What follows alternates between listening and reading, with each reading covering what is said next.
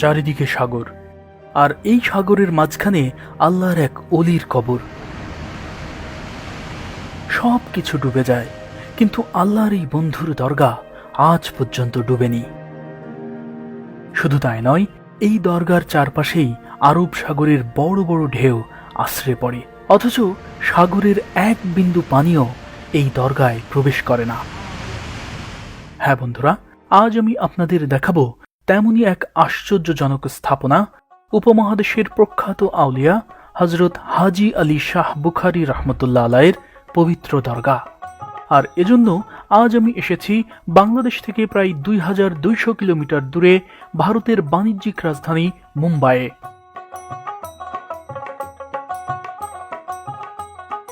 আগের পর্বগুলোই আমি আপনাদের দেখিয়েছিলাম উপমহাদেশের প্রখ্যাত আউলিয়া হযরত খাজা মঈনুদ্দিন চিশতি রহমতুল্লাহ আলাই, হযরত নিজামুদ্দিন রহমতুল্লাহ আলাই এবং পানিপথের বিখ্যাত আউলিয়া হযরত বু আলী শাহ কালান্দারের পবিত্র দরগা। এরই অংশ হিসেবে আজ আমি আপনাদের দেখাবো এই ভারতীয় উপমহাদেশের আরেক বুজুর্গ হযরত হাজী আলী শাহ রহমতুল্লাহ আলাইয়ের পবিত্র মাজার, জানাবো তার জীবন ইতিহাস।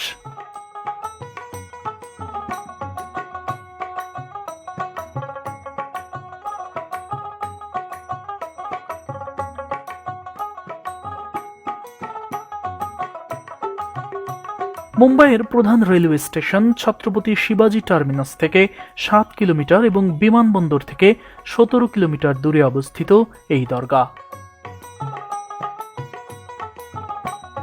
মুম্বাইয়ের ওরলি উপকূলে মেরিন ড্রাইভ থেকে এই পথ ধরে প্রায় হাফ কিলোমিটার পায়ে হেঁটে যেতে হয় মূল মাজারে।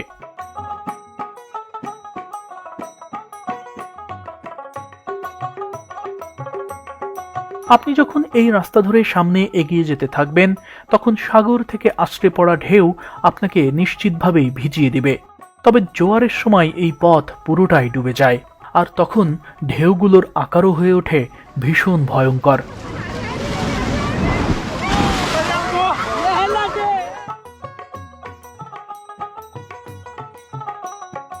প্রতি সপ্তাহে এখানে প্রায় সারা দুনিয়া থেকে 80,000 মানুষের আগমন ঘটে, ফলে এই রাস্তায় সবসময়ই ভিড় লেগে থাকে।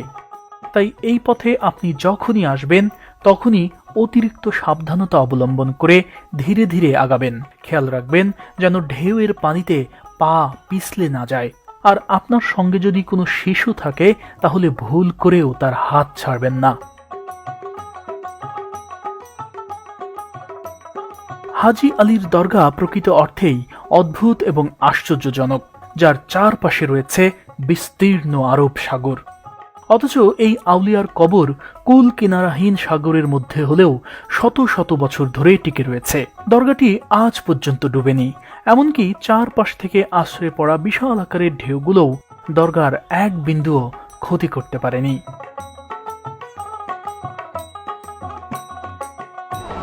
আমি এখন এই দরগাটির একেবারে প্রধান যে ফটক, সেই ফটকের সামনে থেকে কথা বলছি। আপনারা দেখতে পাচ্ছেন যে এই দরগায় প্রতিদিন কত হাজার মানুষ, শত শত নয় হাজার হাজার মানুষ জিয়ারতের উদ্দেশ্যে এখানে আসেন সারা পৃথিবী থেকে। এবং এই প্রধান ফটকের চারপাশে, এই দরগারই চারপাশে মূলত আরব সাগর দেখতে পাচ্ছেন, যেখানে বড় বড় ঢেউগুলো আছড়ে পড়ছে। অবশ্য আরব সাগর থেকে আছড়ে পড়া এসব ঢেউ পর্যটকদের দারুণভাবে কাছে টানে।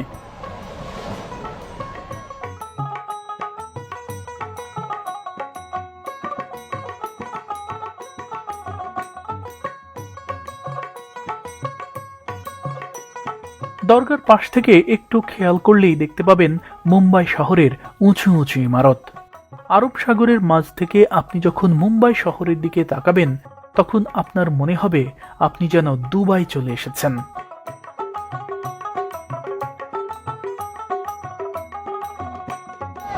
আমার পেছনের এই আরব সাগরের ঠিক ওপারেই আরব বিশ্ব তৈরি। ওপারে আরব বিশ্ব আর এপারে মুম্বাই। মাঝখানে এই আরব সাগর, আর এই আরব সাগরকে কেন্দ্র করেই মুম্বাইয়ের অর্থনীতি তৈরি হয়েছে, অর্থনীতি তৈরি হয়েছে পাকিস্তানেরও। অর্থাৎ এই আরব সাগরকে কেন্দ্র করেই মুম্বাইয়ে বন্দর তৈরি হয়েছে। মুম্বাইয়ে আজকে যে আমার এই পাশটায় আপনারা দেখতে পাচ্ছেন মুম্বাই শহরের উঁচু উঁচু ইমারত, এই ইমারত তৈরির পেছনে এই আরব সাগরের প্রত্যক্ষ ভূমিকা রয়েছে। এখানকার প্রধান ফটক দিয়ে ভেতরে ঢোকার পর আপনার কানে ভেসে আসবে কাওয়ালির সুর।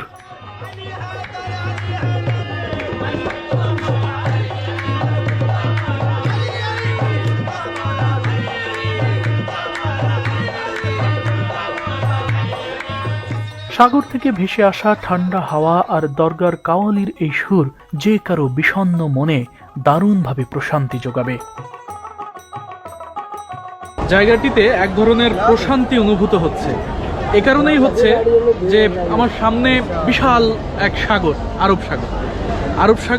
আরব সাগর থেকে যে ঠান্ডা বাতাস, শীতল হাওয়া, সেটি এখানে আগত দর্শনার্থীদের পরশ যোগাচ্ছে। যে কারণে এই দরগাতে আগত যারা দর্শনার্থী রয়েছেন তারা এখানে বসে রেস্ট করছেন। এই যে দেখতে পাচ্ছেন শত শত মানুষ এখানে বসে রেস্ট করছেন। আর এই সাগরের এই ধারে আমার ঠিক পেছনেই এই দরগা, আর দরগার ঠিক পেছনেই মসজিদ রয়েছে একটি, যেখানে এখানে দর্শনার্থী পর্যটক যারা রয়েছেন, ট্যুরিস্ট যারা রয়েছেন, তারা এখানে এসে জিয়ারত করছেন, মসজিদে নামাজ আদায় করছেন। এছাড়াও এই পাশটাতে যে ঐতিহ্যবাহী যে কাওয়ালি, এখানকার নির্দিষ্ট মানুষ যারা রয়েছেন তারা দর্শনার্থীদের কাওয়ালি গিয়ে শোনান।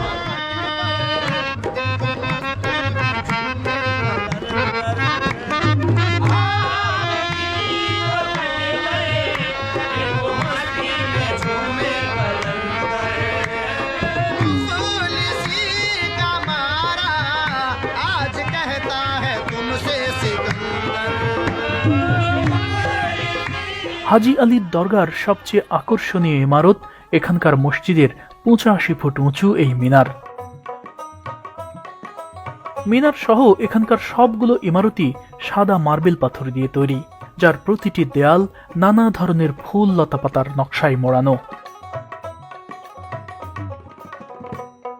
ইন্দো মুসলিম স্থাপত্য শৈলীতে নির্মিত এখানকার মিনার এবং গম্বুজগুলোর মার্বেল পাথরের ওপর এমনভাবে মোহনীয় নকশা ফুটিয়ে তোলা হয়েছে যা দেখলে যে কারো ছুঁয়ে দেখতে ইচ্ছে করবে বারংবার।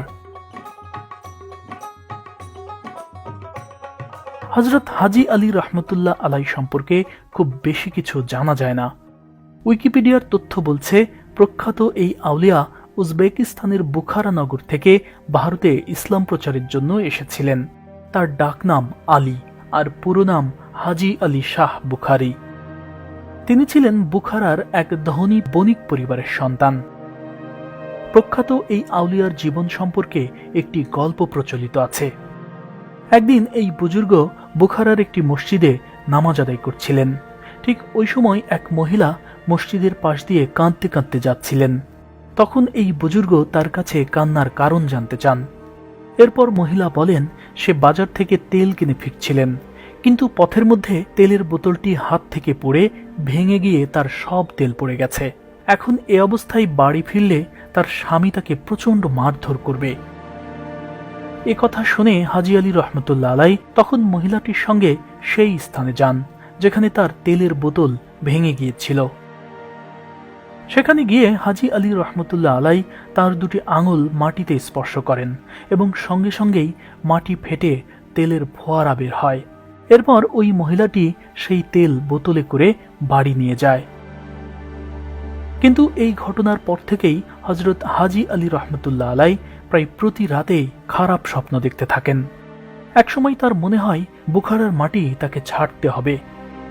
এরপর তিনি তার মায়ের দোয়া নিয়ে তার ভাইকে সঙ্গে করে হিন্দুস্তানের দিকে রওনা হন ইসলাম প্রচারের জন্য, এবং একসময় তিনি এই মুম্বাইয়ে এসে পৌঁছান। হযরত হাজি আলী রহমতুল্লাহ আলাই এরপর মুম্বাইয়ে ইসলাম প্রচার শুরু করেন আর তার ভাই ফিরে যান বুখারায়। 1431 সালে তিনি পবিত্র হজ পালন করতে মক্কায় যান। হজ পালনের আগে তিনি তার সমস্ত সম্পদ ইসলামের জন্য বিলিয়ে দেন এবং ভক্তদের কাছে ওসিয়ত করেন যে তার যদি মৃত্যু হয় তাহলে তার মৃতদেহ যেন সাগরে ভাসিয়ে দেওয়া হয়। বলা হয়ে থাকে তিনি হজ পালন করতে গিয়ে অথবা হজ শেষ করে ফিরে আসার সময় মারা যান। এরপর তার ভক্তরা ওসিয়ত অনুযায়ী তার মৃতদেহ কফিনে করে সাগরে ভাসিয়ে দেয়। কিন্তু কফিন একসময় ভাসতে ভাসতে আজকের এই দরগার স্থলে ফিরে আসে। ওই সময় কফিন খুলে দেখা যায় কফিনে এক ফোঁটা পানিও প্রবেশ করেনি। এরপর হযরত হাজী আলী রহমতুল্লাহ আলাইকে এখানেই দাফন করেন তার ভক্তরা। পর্দায় এখন যে মাজারটি দেখতে পাচ্ছেন এটাই প্রখ্যাত আউলিয়া হযরত হাজী আলী শাহ বুখারী রহমতুল্লাহ আলাইয়ের পবিত্র মাজার। মানুষ যাতে মাজারে সিজদা করতে না পারে সেজন্য কবরকে দূরে রেখে চারিদিকে বাঁশ দিয়ে ঘিরে দেওয়া হয়েছে। তবুও খেয়াল করে দেখলাম কিছু মানুষ মনের আশা পূরণের আশায় এই বাঁশের সাথেই বেঁধেছেন সোঁতা। খেয়াল করে দেখলাম দরগার পুরো দেয়াল জুড়ে আল্লাহ তাআলার ৯৯টি নাম লেখা রয়েছে। হাজী আলী রহমতুল্লাহ আলাইয়ের এই দরগা আমার দেখা অন্যতম শ্রেষ্ঠ দরগা, যেখানে দর্শনার্থীদের কাছ থেকে রঙিন কাপড়, ফুলের ডালা কিংবা মাজারে টাকা পয়সা দেওয়ার কোনো রেওয়াজ আমার চোখে পড়েনি।